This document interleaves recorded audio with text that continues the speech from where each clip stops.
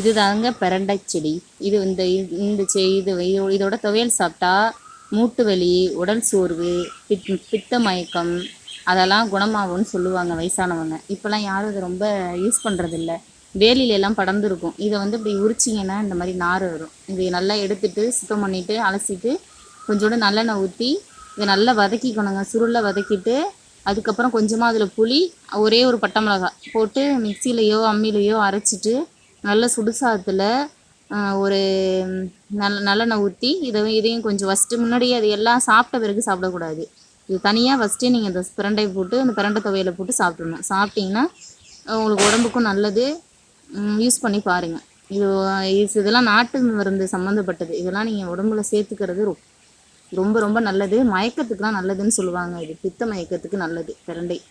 அதேமாரி முத்தலாக இருந்தால் அது ஒரு மாதிரி உங்களுக்கு துவையல் சாப்பிடும் போது நாக்கு முணுமுணுன்னு அரிக்கும். அதனால் ரொம்ப பிஞ்சாக இருக்கிறதா பார்த்து பறிங்க.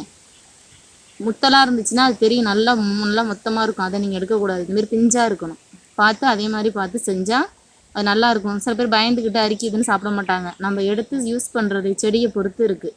நல்லா மெல்லிசா பிஞ்சாக உள்ள செடியாக பார்த்து நம்ம யூஸ் பண்ணணுங்க.